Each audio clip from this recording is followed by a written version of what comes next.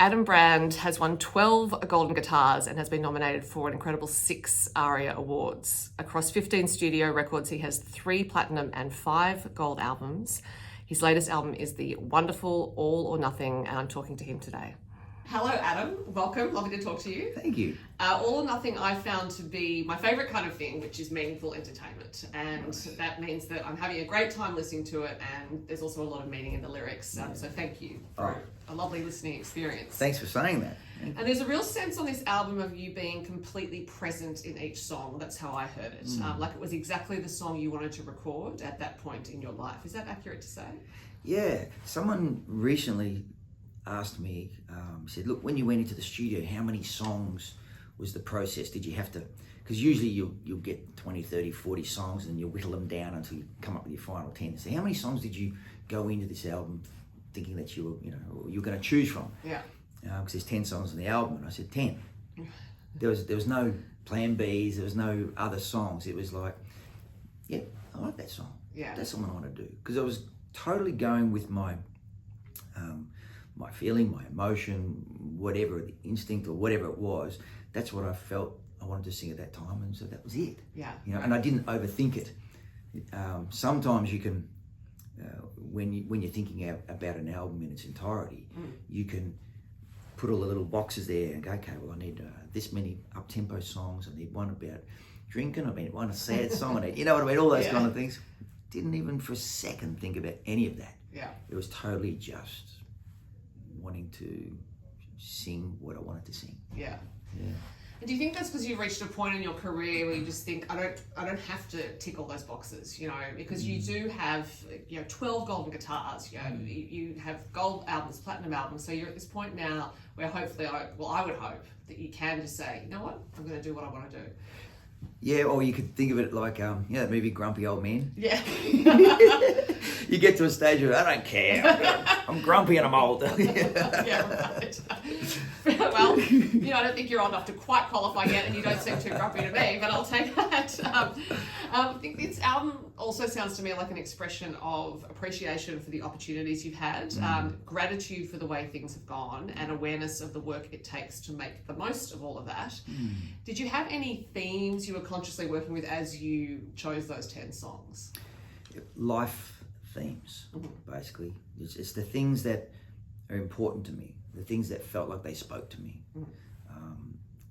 I guess when you're younger, you really are, you're strategizing a career. Yeah.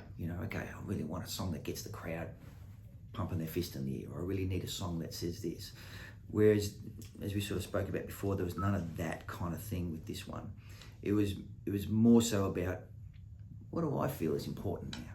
What do I feel is important to me? So sitting on the back porch of my house, writing a song that describes my family feels so natural and feels like what I want to share. That feels like the kind of things that I want people to know. So yeah, those life themes, those life anthems, those ideals that are important to me now is what naturally came out and what I probably feel most settled and most comfortable singing now. Yeah. I guess it's also because you've reached a point of relationship with your fans that, I imagine, so you feel like you can share more of yourself, that it's, because you're such an entertaining artist, live and on album, but there's a point where you know them so well, they know you, I guess, that you feel like they're friends and they're going to accept the stories that you're telling them. 100%. I don't really view them or even talk about them as fans as such. It's more like an extended bunch of friends. And so many of those people, of those people in that extended family have been with me for 20 plus years. I've seen them and we've all grown together. Back in the day when I first started, there were people there who were, coming to my shows, and now they've gone through the same thing that I've gone through.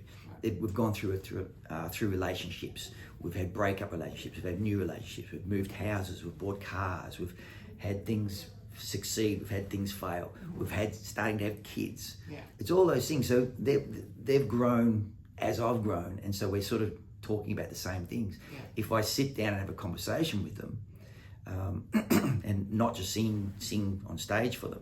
If I sit down and have a conversation, we're talking about the same things. Yeah. So I feel like there's a lot of things that we can have in common. Yeah. And so my music is kind of us having that conversation. Yeah. And I guess they can trust you too to tell them stories that they need to hear and want to hear.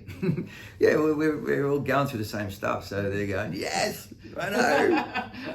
Yeah. I always hesitate to say to an artist, "Oh, this is your best album yet," because it implies that the previous albums were not as good. But I think I do feel like this is your best album yet. It's different in some ways, but I also hear in your albums each time that you're continually evolving and improving. And I'm wondering if that is also conscious on your part, because it would be really easy, I think, for an artist at your level to go into cruise control and just think, you know what, the thing that worked 3 albums ago, that won me all the golden guitars, let's stick with that. But instead I hear that you're constantly changing, so that has to be a conscious thing. It's funny, you know, and thanks for saying all that, but this time it wasn't a conscious thing. Right. There's some previous albums which I thought, you know, okay, I'm going to use this producer. Oh, I've got these great songs. Whoa, okay, this is a game changer, you know. And this album, how do I say it? I feel almost opposite that. I didn't think about it at all. You know, I didn't consciously think, okay, well, I've got to push the boundaries. I've got to, evolve. In fact, if I'm to be totally honest, I kind of thought I was going into cruise mode. Right. That's what I felt. Yeah. I felt like, okay, well, I'm just recording songs as I'm writing them. There's a couple of old songs I've got in the file on my laptop that says, you know, 1 day to record. Right. Favourite songs that I've written a few years ago. I said, I'm going to do them. You know what? I love that song. I'm going to do that song this time. There's no strategy behind it. Right. So I kind of thought I was just, we'll put that together and, you know. Yeah. Who'd have thought? Yeah. You know? I think that probably goes back to what I said at the start, though, about you sounding really present on the album. It was just the right collection of songs at the right time for you to record. So it felt easy, I guess. Yes. Yeah. I feel like in the entirety of this album, there's been no forward career strategy on it. There's been no box ticking. There was no thought of, okay, yeah, I'm going to do this and then that's all going to tie in beautiful and, you know, the marketing people will love it. There was nothing. It was totally, there's some songs I want to sing. Yeah. And the devil may care attitude. Yeah. Whatever happens with it, happens with it. If I sell 2, then I sell 2. Yeah, right. But these are songs that I want to sing. Yeah. I think you're going to sell more than 2. And you mentioned the old songs and the new songs, and I actually thought that's a really good representation of the way you've approached your music generally. Don't discard what has worked, but also be open to new influences, because I know that from previous albums you're always interested in new songwriters. You're not someone who says, I'm just going to stick with everyone I know. Yeah. So it can be difficult sometimes to welcome those new influences because you don't know what you're dealing with. Yeah. But is that part of what keeps you interested in music? It has been. Certainly I get inspired by the songwriters and I was kind of at a point where I got bored with myself, my own songwriting. So I was like, well, you know, I want to hear how they would say it and sing the melodies that they would, you know. So that was me kind of pushing my boundaries a little bit. Interestingly, this album, I've written more than this album than I've written in probably 10 years. So 9 of these songs are mine. Co-writes and things, and so it was sort of me cruising and going, okay, well, yeah, I like that one. I'm not gonna overthink it and think, oh, you know what, I need to search for a better song. I need to search for something that's really you know, pushing my boundaries. It was like, no, I love this. Oh, I'll sing it. Yeah. It doesn't. Is there a reason to sing it? Is there, you know, is this going to be a great marketing strategy? Who cares? I don't care. But so yeah, I feel. I feel very settled and very at peace, probably with my own songwriting again, which I probably hadn't for quite a while because I thought I was done. not done, but you know, squeezed every bit out of the squeezed every bit of juice out of it. You know, but maybe there's a little more left in there. Well, because when I did look at the songwriting credits, I thought, oh, great, you've written a lot of these songs, and the title track and the opening track, All or Nothing. Made me think of how you as a young man gambled on all or nothing when you left Perth, where you were from, and you travelled east to play country music. And I was wondering if if you still feel a bit like it's a gamble being in music, because especially in the last couple of years things have been so uncertain, do you feel like you're still rolling the dice? Yeah, I certainly think the music industry has certainly had a sense of that. You know, it's like, tell you what, you need to really believe in being a musician or a singer if you want to stay involved in this era. You know, because in this era, there's plenty of other things you should be doing if you want more of a solid future. Yeah. You know, because there's not much future in it.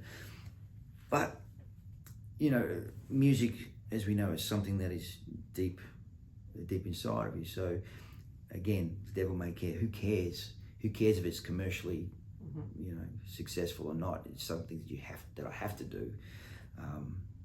So yeah, I feel that the all or nothing song certainly came about from wanting authenticity out of my music. It's am I doing it? But do we do it because you want to be famous? Do you do it because you think it's easy money? Do you do it because of the adoration? Or you know, why are you doing it? Why are you? You know, if I was to sit here to a budding country artist, I'd say, well, why do you want to be a country artist? You know, you think it's all free utes and, you know, screaming girls, and is that what it's about for you? You know, and that's valid. Yeah, you know? yeah, it's a just bit of that. Be clear on what it's Not about. too bad. Yeah. But what is it about for you? What do you really want out of it? And so that's why there's a lot of lines in there about do this for the right reasons. You know, if you're going to go on there and sing a heartbreak song, you better go and try some heartbreak on. Yeah. You know, if you want to be the next big thing, then don't just go on TikTok. Yeah. Go out there and play some shows on backs of trucks and in the outback, and you know, meet people. Yeah. Go and do it. You know, and if you believe in it, even when the whole industry is crashing around your feet, even when there are no gigs, if you really believe it, you'll stand tall, and you'll keep going. Yeah. Now, you wrote this song with the Wolf Brothers, which I thought was a great choice, because they too have pretty much gambled all or nothing. They're from Tasmania, and they really went for it a few years ago when Lee Kernaghan gave them a chance. So I couldn't imagine more fitting co-write partners for you. But how did that come about? Well, they were the perfect fit for it. And I'd been writing all of these lines, not the exact lines that are in there, but I'd been spitballing the ideas for this song, you know. And there were some things like, the ideas in there were like, you know, there's a lot of people who find country fashionable right now. It's trendy, you know.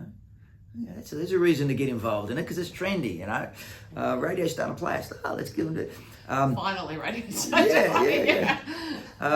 You know, people who go and buy a brand new dual cab ute. It doesn't make you country. You know what I mean? There was all these sort of ideas swimming around in my head, and so I was just writing. I had pages of all these ideas, and so I knew I wanted to write the song, but I didn't want to write it on my own. I knew that, and I knew that I wanted to write it with the boys, Nick and Tom, because of the things you said. They absolutely gave everything to it. They're great lads. I love those boys. You know, they're just incredible artists, incredible human beings. And they grew up on a farm. It's a working farm. They're in Tassie. It's not easy being in this game with their life down in Tassie and from a farm and all that kind of stuff. You know, they believed in it. And so I knew that this song I had to write with them. So I didn't even attempt to write it. I didn't start a chorus, start a verse. So I sent them a message, say, hey fellas, I want to write a song with you. I've got this idea, and you're the one. So I'm not going to write it with anyone else. Yeah. And so the day we wrote on Zoom, you know, I sent them all these pages of stuff, you know, hieroglyphics for them to, and I said, all right, boys, the song's in there somewhere, and this is our song. This is going to be our song. And it proved to be the right choice, because they had the heart for it. They knew exactly what I was talking about. Yeah. And so we just came together like that, and 4 hours later. Yeah, I'm sure you've shared festival stages with them, and I'm not sure you've been on tour with them lately, but the Wolf Brothers Adam Brand headline show would be something to see, I think. I think it might be a little bit of fun. Yeah. I'll take that as a maybe. Now, the second track, 1905, is a bit about arson and a bit about Defiance, and you wrote it with Mike Carr, who was a long-time collaborator, and I wanted to mention Mike because he has been with you for a while. Long time. Does Mike bring out the Defiant in you? No, he's like my songwriting wife. Yeah, we are soul brothers. We really are. You know, so many of my songs over the years has been Mike and I, and I love him. I love the way he writes. And this song, and funny enough, this song we wrote years ago, right? And didn't. I'm going to dump you in it, Mike. He didn't even remember the song. I sent him. At least that's fair enough if you wrote it. We wrote it one afternoon. I sent him and said, "Hey, mate, I'm going to record this song. You know, I've loved this song forever, and time to record it." And he goes, "I don't remember it, mate." I said, "Well, it's half yours." You know? Your lucky day. Yeah. Going on a record. And the reason I wanted to record it, and why I felt like, yeah, it's finally the right time, because I was sick of being told by the man, government, whoever, you know, the world. I was sick of being told what to do. Right. You know, and it was my Defiance song. It was like, no, you know, stop telling me I can't go to the next state. Stop telling me I have to do this. Stop telling me I have to do that. You know, it's kind of, and I think we're all feeling like that. We're all feeling a bit pushed around and shoved around, and you know, within the system. And so, yeah, this song, obviously, it's a story about a young guy whose granddad built this beautiful old thing, and then some city person wanted to burn it. No, wanted to redevelop it, and he said, "No, you're not. Even if I die doing it, burn that sucker down before you do what you want to do." You know, so that was me, like puffing my chest out. Yeah, it's got quite a kicker of an ending. That's when I first heard it. I was like, "Oh my word!" Okay. Yeah. Now, Old School was written, I understand, while you were off gold mining or trying to. Mm-hmm. And it sounds like you've been developing a parallel life as a gold miner. I'm wondering if you're future-proofing yourself in case of another pandemic. You gotta have backup plans, right? My backup plan was, well, not a very, you know, solid or was going out there in the dust looking for gold. You know, it was an incredible adventure. Yeah. You know, I found a lot of gold, but not gold in the ground. It was here. Yeah. You know, and with my family, and it was a really, really great experience. And also the last song on the album, I'm Coming Home, I think came out of one of those trips west to mine gold, because that's when you had the opportunity to discover that song and work on it. Yeah. So amongst all that time, with all the characters and people I met, and like random, you know, I meet this guy from Finland who was a hip hop singer, you know, 15 years ago, and now is a hip hop producer. Who wants to write country songs? Right. You know, we become great mates, and 3 songs on this album come from that random meeting, you know, and it brings new. It does challenge you a bit. It brings new ways of doing things. So, usually I'm kind of old school. You sit down there with your guitar and a pad and paper and maybe another person or collaborator, and you write the song, and it's verse, chorus, all that stuff, and then when you go to record it, you know, it's the band is in the studio, and it's old school. Yeah. But it was different. You know, he'd send me these loops with some music on it, and he says, "What?" You know, he'd send me this. "Oh, I just did this. What do you think of that?" I was like, "Oh, okay."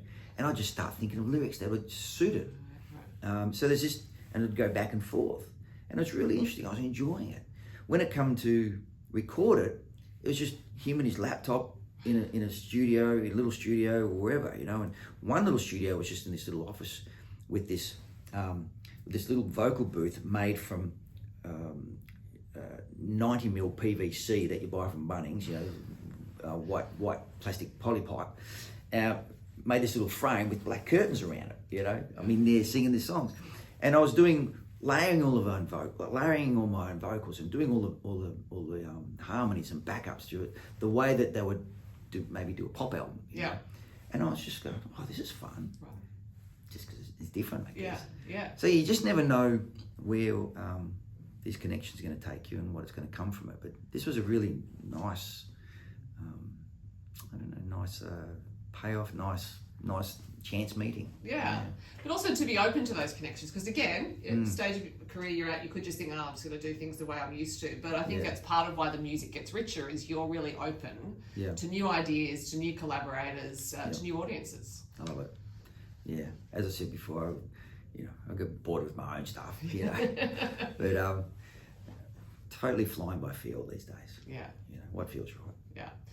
Now, I noticed God gets a few mentions on this album, and I wondered if you are a man of faith, whatever shape that faith takes. Yeah, look, I certainly do have an inbuilt inner faith. You know, it's certainly having a family, being a father. There is certainly a lot more time that I'm spending thinking about what does it all mean? What's going to happen when I'm gone and my girls? I need to make sure that they're okay. You know what I mean? You're thinking outside of your own little selfish bubble, you know, and thinking about wider things. The song "When God Walks in the Room." I'm guessing this is where you're at with this one. My other songwriting soul brother is a guy called Travis Meadows in the States. So Travis and Mike have been my two biggest songwriting partners. He wrote this song and I just fell in love with it, you know. And it talks about those little things that bring you back from the edge. Now we all go through, you know, things that take you to dark places, take you to the edge where you just think, oh my God, it's hopeless, especially this last couple of years. Yeah. You know?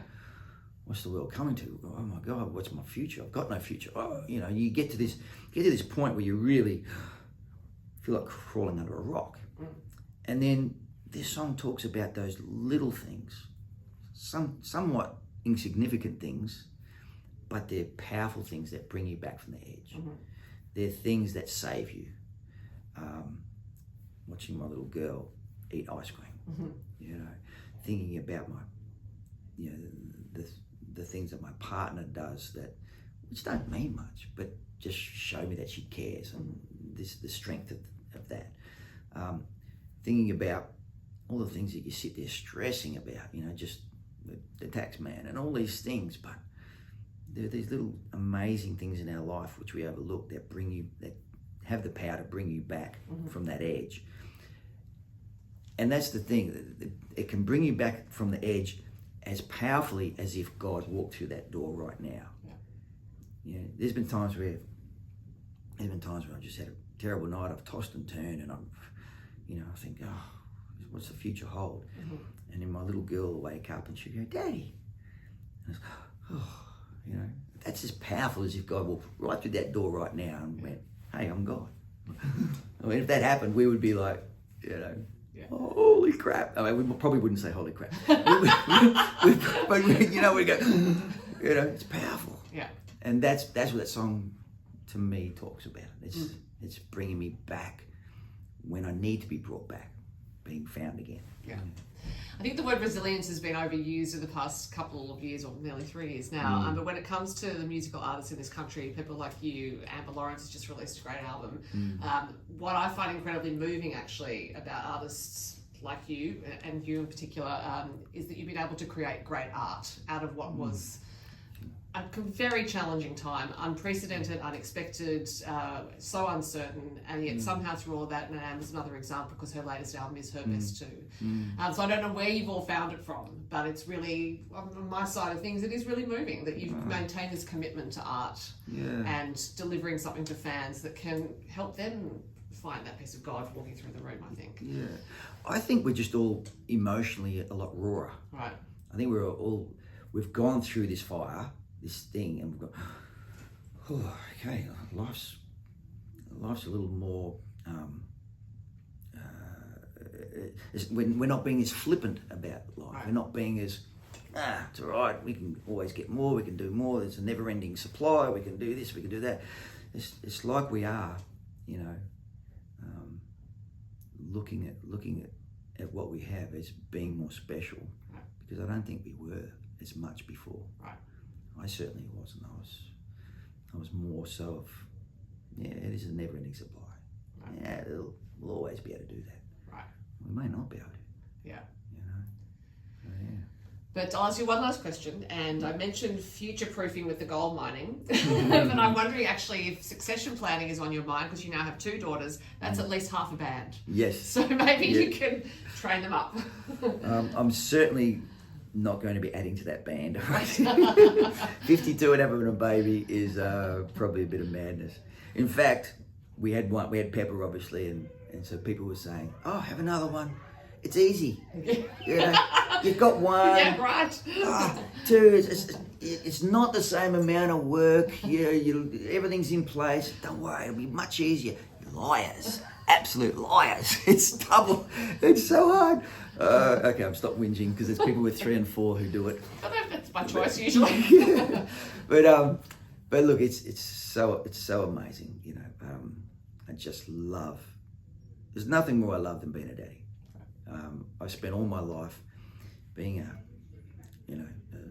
selfish artist, thinking about my own world, and it wasn't until I held my little baby in my arms that I realised why I was here, and I realised that what my real job is. My real job now is to look after my girls and give them a beautiful life and teach them to be beautiful human beings. And so now I finally got a job.